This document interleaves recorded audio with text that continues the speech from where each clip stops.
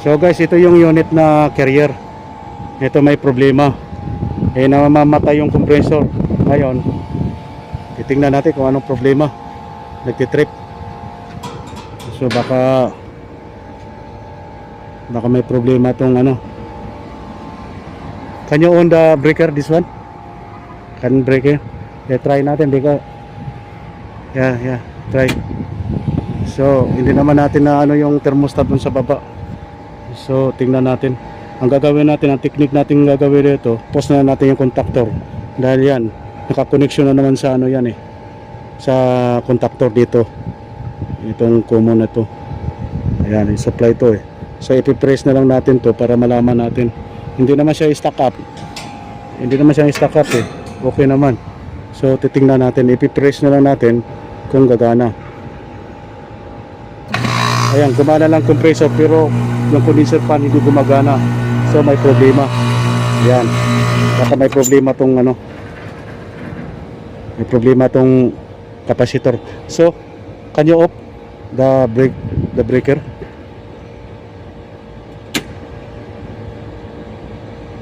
Mayroong dala. Bumili kami ng capacitor na 5 UF. Ito to, 5 UF. So ito try natin to ikakabit dito. So tatanggalin ko tong wire. I remove this wire. Okay? Ito yung wire niya. Ito yung starting. Yung ikakabit natin dito. Ito siya. Kabit natin dito sa ito yung supply niya. Ito yung running. So try natin papaganahin. Okay? So titipan na natin to para safety ba? Safety. Kailangan safety tayo. Titipan na lang natin. Mas maganda. Walang problema. Ito nagmamaskara ako dahil mainit na yung mainit na ang kapaligiran. Yan, tag-init na.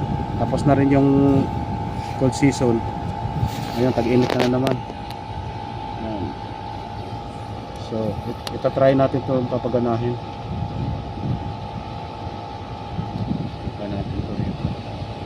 So, ganon din ang gagawin natin. Ganon din ang gagawin natin. Ayun, ipipress natin dahil hindi naman natin nasabihan yung kliyente na iyon. Mahirap, akit baba. Ayun, gawin natin. Ay, i-on ko na lang to. I-on ko yung breaker tapos i-press ko na lang. Dito. Level on.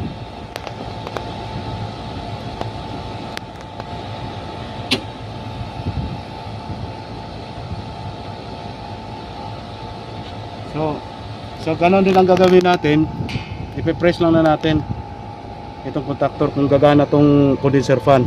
So we will see if this condenser motor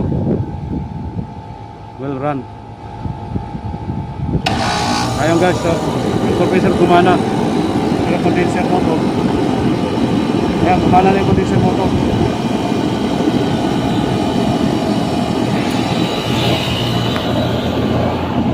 Ayan, gumana na.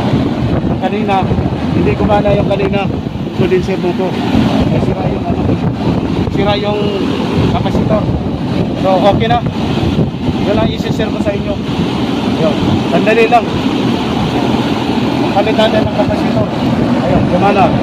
Ibig sabihin may problema yung capacitor. So, ito gumana na.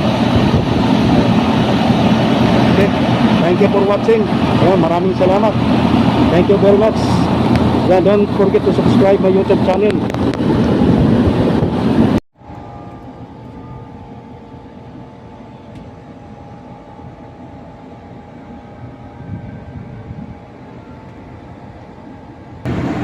Ayun guys, gumagana na Ayan, yung condenser motor.